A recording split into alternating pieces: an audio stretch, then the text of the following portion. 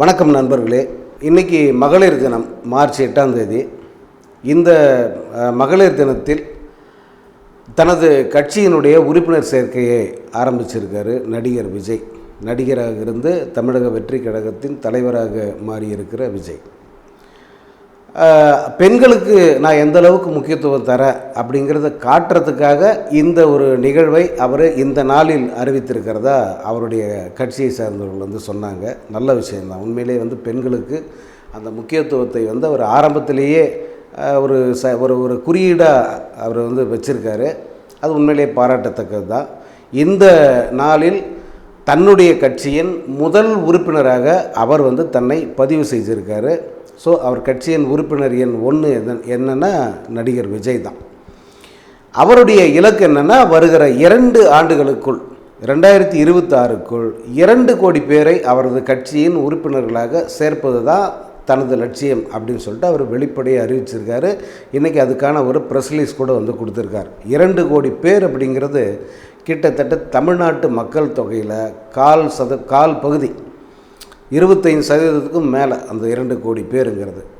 இந்த 2 கோடி பேரை திரட்டுவது அல்லது ஒரு கட்சியின் உறுப்பினர்களாக மாற்றுவதுங்கிறது மிகப்பெரிய பணி. அது யாரும் அவ்வளோ சுலபமாக எடுத்துக்க முடியாது. அந்த இமாலய இலக்கை நாங்கள் இந்த 2 ஆண்டுகளுக்குள் நாங்கள் தொற்றுவோம் அப்படின்றது ஒரு மிகப்பெரிய தன்னம்பிக்கை தான். அது நடக்குமா நடக்காதான்றதை விட ஒரு பெரிய இலக்கை நோக்கி அவங்க முன்னகர்றாங்க.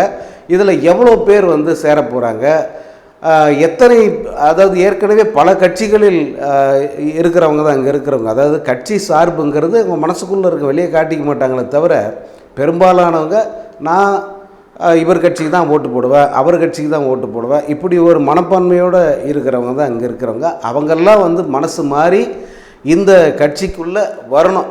அப்போ தான் இந்த பெரிய இலக்கை தொட முடியும். சின்ன பசங்கள்லாம் சேர்ந்தால் அது கணக்கில் சேராது. ஸ்கூல் பசங்களோ அல்லது கல்லூரியின் ஆரம்ப நிலையில் அடியெடுத்து வைக்கும் அந்த இளைஞர்களோ அவங்க சேரும்போது அது ஓட்டாக மாறாது. அதனால் அதெல்லாம் கணக்கில் சேராது. ஓட்டளிக்கும் தகுதியுள்ள 2 கோடி பேர், தமிழ்நாட்டின் மொத்த வாக்குகளே 6 கோடி ப்ளஸ் தான். ஆண் பெண் இருபாலர் சேர்த்து 6 கோடி ப்ளஸ் தான் மொத்த வாக்காளர் எண்ணிக்கை. இப்போ இவர் 2 கோடி அப்படிங்கிறது இந்த 6 கோடியில் 1, அதாவது 1/3 பங்கு வாக்காளர்களை அந்த 2 ஆண்டுகளுக்குள் திரட்டிடுவோம் அப்படின்னு நம்பிக்கையாக சொல்லியிருக்கார். அது எந்த அளவுக்கு சாத்தியமாகுதுங்கிறத நம்ம வரும் நாட்களில் பார்க்க தான் போகிறோம். இப்போது இவங்களுடைய மோட்டோ, இந்த தமிழக வெற்றி கழகத்தின் இலக்கு எடுத்த எடுப்பில் 2026லேயே தமிழகத்தின் ஆட்சியை பிடிப்பது, அதுதான் அவங்களுடைய இலக்கு. அதை தெள்ள தெளிவாக அவங்க சொல்கிறாங்க. எங்களுடைய நோக்கம் எதிர்கட்சியாக வர்றதோ அல்லது இந்த அரசியல் கட்சிகளோட போட்டி போட்டு தன்னை நிலைநிறுத்தி கொள்வதோ அது அல்ல.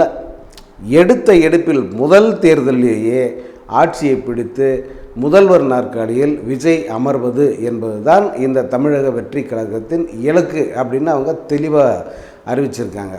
அது எந்த அளவுக்கு சாத்தியமுங்கிறதெல்லாம் நம்ம அப்புறமா பேசலாம். இப்போ நம்ம இது என்னென்னா, விஜயை நம்ம எந்த வகையிலும் எதிர்மறையாக பேசுவதற்காக அல்ல இந்த பதிவு. அவருடைய அரசியல் இன்றைக்கி அந்த புள்ளி இன்றைக்கி வச்சுருக்கார். ஒரு உறுப்பினர் சேர்க்கைன்ற புள்ளி வச்சுருக்கார் இல்லையா, அதை பற்றிய ஒரு விரிவான ஒரு விவரங்களை மட்டும் சொல்கிறேன் நான். அவ்வளோதான். இது சாத்தியம் இல்லையா, அவர் பண்ணுறது சரியா தப்பா, இதெல்லாம் அந்த இலக்கு, அவருடைய நோக்கம் இருக்குது, அந்த நோக்கத்தில் பிழை இருக்காங்கிறதெல்லாம் நம்ம அப்புறமா பேசலாம்.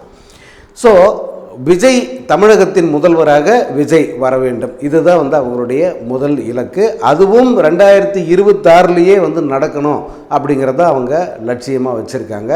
அதனால தான் அவர் இந்த திரையுலக பயணத்தை இதோடு முடிச்சுக்கிறார். இதுதான் என் கடைசி படம், இனி நான் நடிக்க மாட்டேன் அப்படின்னு தெளிவாக அறிவிச்சிருக்காரு. அதுவும் ஒரு மிகப்பெரிய விஷயம். ஏன்னா 100 கோடிக்கு மேலே சம்பளம் வாங்குகிற ஒருத்தர் அந்த 100 கோடியை தூக்கி எறிஞ்சிட்டு சேர்த்து வச்சிருக்க காசெல்லாம் செலவு பண்ண தயாராக இருக்கேன் அப்படின்னு சொல்கிறது சாதாரண விஷயமா? அதனால் அதுவும் ஒரு பிரேவ் ஆக்ட் தான். இப்போது விஜயோட இலக்கு தமிழகத்தின் நாற்காலியை, முதல்வர் நாற்காலியை பிடிக்கணுங்கிறது. அப்புறம் அடுத்து பாண்டிச்சேரி, புதுச்சேரின்னு சொல்கிறோம்ல, இந்த புதுச்சேரியின் அரசியலையே ஒரு கை பார்க்கணும் அப்படிங்கிறது அவருடைய இன்னொரு குறிக்கோள்.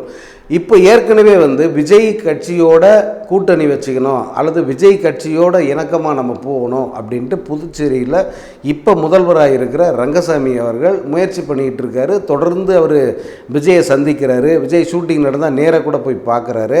விஜய் என்ன சொன்னாலும் கேட்டுக்கிற அளவுக்கு வந்து அவர் வந்துட்டார் இப்போ ரங்கசாமி. அதனால் பாண்டிச்சேரி அரசியலையும் வந்து நம்ம விட்டு வைக்கக்கூடாது. அங்கேயும் வந்து ஆட்சி மாற்றத்தை ஏற்படுத்த வேண்டும். அங்கும் தமிழக வெற்றி கழகத்தினுடைய ஆட்சி இருக்கணும் அப்படிங்கிறது தான் வந்து விஜயோட முக்கியமான ஒரு இலக்கு. ஏன்னா அது எளிதில் சாத்தியமாகக்கூடியது அப்படின்னு அவருக்கே தெரியுது. அதனால் என்ன பண்ணுறாருன்னா, புதுச்சேரியில் 2026 நடக்கிற தேர்தலில் இப்போ இருக்கிற முதலமைச்சர் ரங்கசாமியோட என்ஆர் காங்கிரஸ் இருக்கு இல்லையா, இந்த காங்கிரஸோட கூட்டணி அமைத்து தேர்தலில் போட்டியிடுவதற்கான பல வேலைகளை வந்து அங்கே வந்து பார்த்துக்கிட்டு இருக்காங்க. காரணம், புதுவை அரசியலின் முக்கிய புள்ளியாக இருந்த புஷி ஆனந்த் தான் இவர் கட்சியோட பொதுச் செயலாளர் இல்லையா. அதனால் வந்து அவர் அவ்வளோ சீக்கிரத்தில் வந்து புதுச்சேரியை வந்து அவர் விட்டு கொடுக்க மாட்டார். எனவே புதுச்சேரியில் ஆட்சியை பிடித்து அங்கு புஷி ஆனந்தை முதல்வராக்குவது தான் இன்னொரு இலக்கு.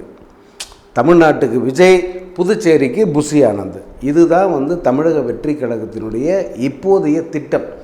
இது வந்து நகைச்சுவையா அல்லது கிண்டலா நீங்கள்லாம் வந்து அப்படியெல்லாம் பார்க்கக்கூடாது. அவங்களுடைய இலக்கு என்னங்கிறத நான் சொல்கிறேன். உங்கள் கருத்து என்னங்கிறத நீங்கள் வந்து கமெண்ட்டில் போடுங்க தயவு செஞ்சு. இந்த இலக்கு நிறைவேறுவதும் நிறைவேறாததும் அவங்க இனிவரும் காலங்களில் அவங்க கட்சியோட செயல்பாட்டை பொறுத்து தான் வந்து இது அமையும். அதனால் இப்போ அவங்க என்ன முடிவில் இருக்காங்க, எதை நோக்கி பயணிக்கிறாங்க, ஏன் 2 வருஷம் அவங்களுக்கு அவகாசம் தேவைப்படுகிறது அப்படிங்கிறதுக்கான காரணங்களை இங்கே முன்வைக்கிறேன்.